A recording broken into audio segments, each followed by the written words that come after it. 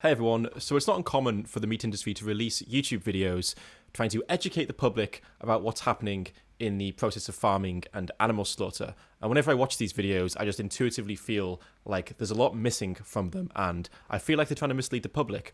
So I thought it'd be interesting to get someone who knows about the industry to come in and watch one of these meat processing videos with me and tell me like what's actually happening to these animals, what's the video missing, and what might these animals be experiencing.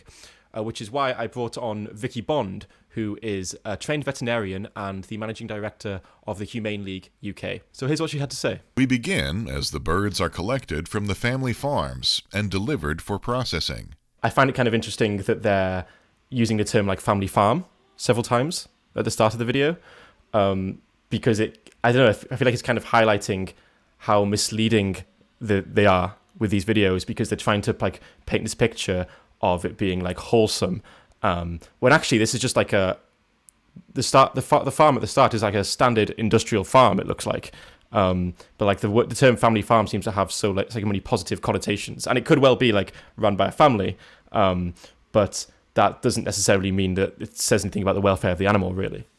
Yeah, totally. And actually, we know the profit isn't being made by the families that have these chickens. The profit is made by the vast companies like Tyson and Moy Park and Cargill and others that are Pilgrim's Pride. They are making billions and billions every year of chicken and squashing the producers with very little money. And the margin that producers are making now is less than ever because the cost of feed is going up, and feed accounts for like either 40 or 60% of their costs for chicken. So they're being massively squeezed. But at the top end, Tyson and such like are making an absolute fortune.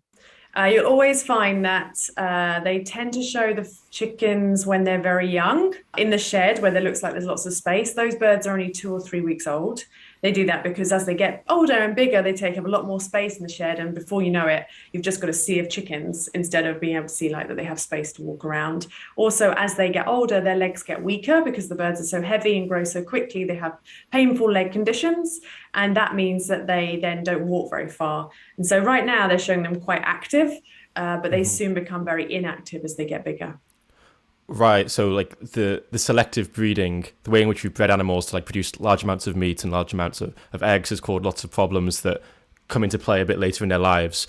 And when they're showing the public videos of what the process is like, they seem to be focusing on the parts where they're very young, so a lot of the problems haven't come to be yet. Yeah, that's right. So for meat chickens, they're both female and male, and they go into the shed at a day of age. And then in the US, which is the US, they'll be slaughtered around 6 or 7 weeks of age. In the UK, around 5 or 6 weeks of age, depending.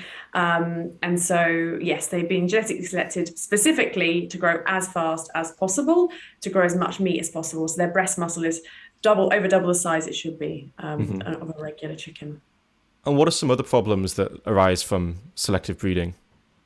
So there's a number of things. You have painful leg conditions because the breast muscle is so heavy, the way the birds walk changes, and that puts extra pressure on the hips, and that causes them to have lameness problems that can be very painful. We know that a third of these chickens around 5 or 6 weeks of age are lame. They also have metabolic diseases. The males grow so quickly they can have cardiac arrests and die. We see white striping, which is a consequence of the fast growth of the breast muscle to the point that the body can't keep up, and instead of laying protein cells or muscle cells, it lays fat cells instead. And so you can actually go into a supermarket and see on the breast muscle these white stripes, and these white stripes are a perfect example of the consequences of their fast growth rate, and actually reduces the meat quality. It means that it's got more fat than protein than it used to have, reduces amino acid levels as well. And then, as I mentioned, woody breast is another thing. Mm-hmm. It seems like some of the issues that come about because of the selective breeding are kind of difficult for us to see on images. So like if a bird is dealing with like chronic pain or difficulty breathing, even if the meat industry were being transparent and showing us like images of like all these animals that's kind of not selective, then even so it's kind of difficult to see like some of the issues caused from it. Absolutely. The one that's most obvious is if you see a shed of older birds, when they walk through a shed, the birds have to kind of get up, and you see them sort of struggle to get up. They walk a few paces and then they plonk themselves down. But if you lifted those birds up, you'd see on their foot pads and on their hocks of their legs, and sometimes on their breast as well, these ammonia burns from lying on their own feces all day, basically in the litter. Rest assured, poultry companies make every effort to treat the animals in a controlled manner that is both humane and respectful. Dim lighting relaxes the birds, keeping them calm and preventing possible injury. So this is the beginning of the slaughter line. This is where the birds are hung up. They're hung up into these metal shackles with the intention of their heads going in the water bath to stun them, going from the head up to the feet through the metal. What you see is a very fast line. They run from like 170 to 210 birds per minute. It's a crazy amount, and it's very hard to keep up. You'll see how quickly they have to put them in. And the thing is, birds are different sizes. So the female birds tend to be a bit smaller, the male birds tend to be a bit bigger, but they all get the same shackles, and they can be really uncomfortable on the birds, cause a lot of pain on the legs. I've already told you that as they grow so quickly, they have painful leg conditions. We know they have something called femoral head necrosis, which is where the pressure of the hip from the body on the hip bone is such that it almost stops them being able to get enough nutrients to the bone, and then becomes necrotic, and necrotic means it becomes dead, basically. And it's a very painful condition. If you've ever known anyone with hip conditions, you know how painful that is. So imagine then hanging them upside down by their legs. That's coupled with the fact that these birds don't have a diaphragm. All birds don't have a diaphragm. And when you put them upside down, their insides are going to crush their lungs. So they're constantly trying to right themselves. You'll see them flapping before they get to the electric water bath. They're probably experiencing pain in their legs, but with the experience of like the diaphragm, the lack of a diaphragm, like what do you think that's actually feeling like for them? Is it like difficulty breathing, or is it like a pain sensation? I imagine it'll be difficult breathing. If anyone's had their lungs sort of been upside down, even that's uncomfortable, right? So imagine having all your insides sort of pushing down on your lungs, and it probably is painful. Definitely, I'm sure there is pain associated with that.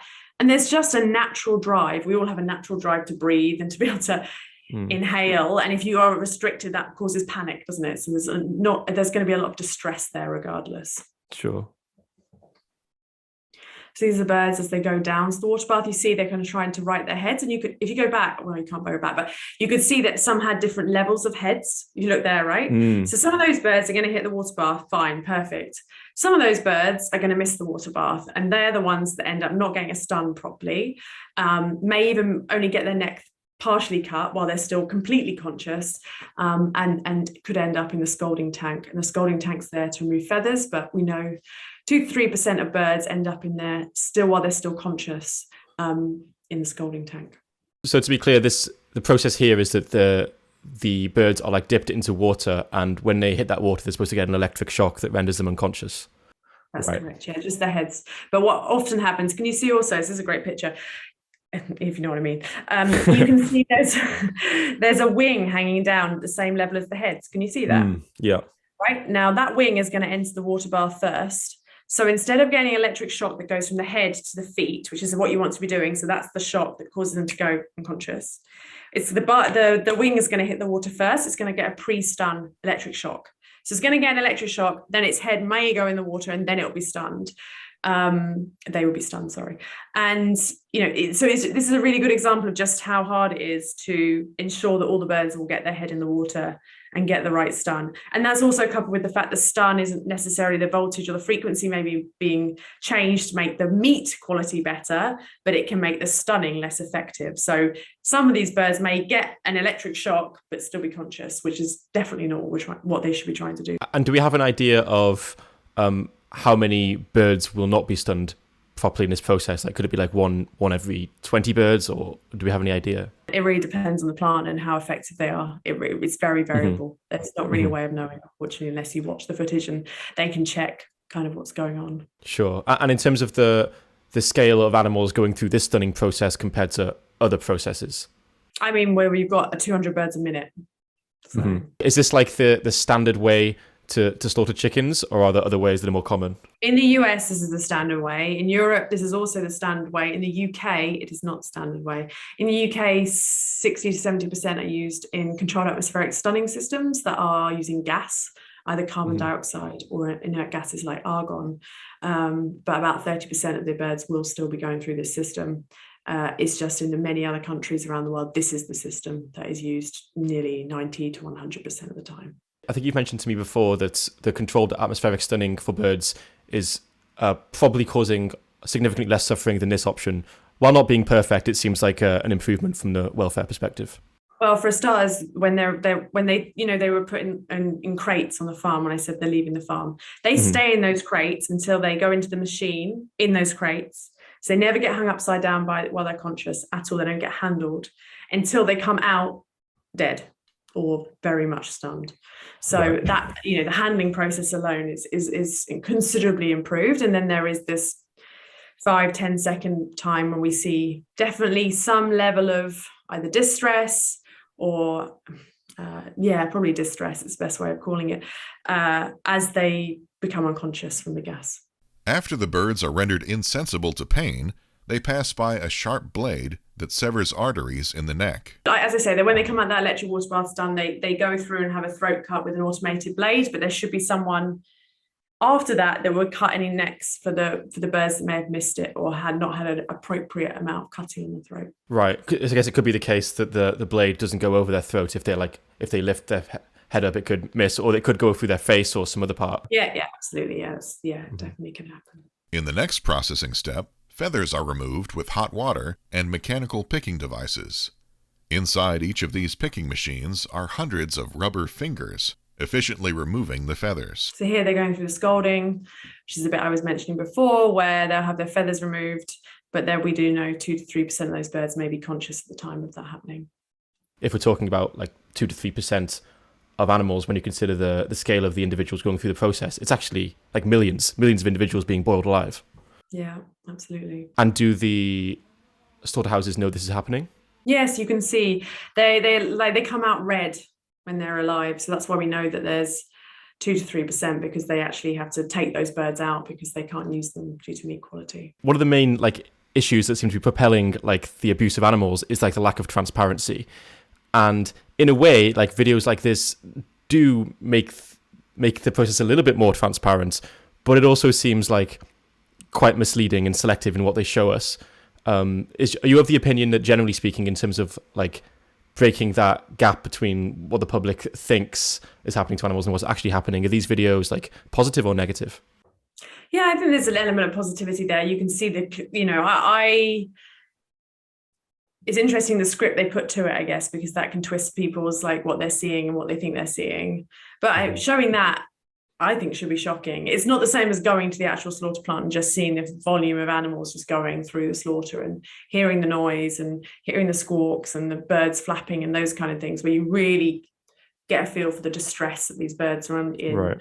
But I do think they should be showing more. I love them to show them when they're at 6 weeks of age and when they're catching these birds, where you see them grabbing them by a leg and having 6 or 7 in one hand, that kind of thing. They don't show those bits, no. I guess a lot of us don't really consider that what we're eating is coming from an animal, and even if they're being very selective, at least they're reminding the people who are watching it, you are actually eating a living sentient being here. I'm wondering what you feel are, which parts of the video you feel are the most misleading? I think the chicken shed, it's not misleading in the sense that's what the chicken shed looks like at a point in time, but it just isn't really reflecting their after 3 weeks of age, where they can't really lift their own legs, can't lift their own weight on their legs, up to that sort of 7 weeks of age, where they're just, you can see the burns on their feet, you can see the burns on the hocks and things. They're leaving out information that suggests issues with welfare. Also, if you had the person that's cutting the throat of the chickens after they've missed the rotating blade, then you get a feel for how many birds do actually miss the rotating blade that aren't being effectively stunned, or that they do. That's what they can see. There's probably more that they miss, but you get a better feel for it then. Or even just have one following the day from the day it's born and speed it up, kind of seeing how it lives its life right to the point of slaughter. You'd actually follow it through, then it would probably be a very different story. Hey guys, thanks for watching this video. I do think it's kind of interesting to see the videos that the meat industry are putting out there, because they suggest that they're trying to be more transparent. but it often seems to be the case that there is a lot of stuff missing from these videos. They're very selective in terms of what they're showing us. And, if the meat industry or meat companies really did want to be 100% transparent with what was happening to animals and there were no issues, well, then they could just put CCTV cameras in every farm and slaughterhouse and live stream to the internet. But of course, they're not going to do that because they don't really want the general public seeing what's happening to these animals. Anyway, if you enjoyed this video, then you're probably going to be interested in listening to the podcast that I recently published with Vicky. You can find it on my second channel, which is called Humane Hangouts, but it's also available on Spotify and other podcast streaming platforms. Anyway, with that said, thanks for watching, and I'll see you very soon with another video.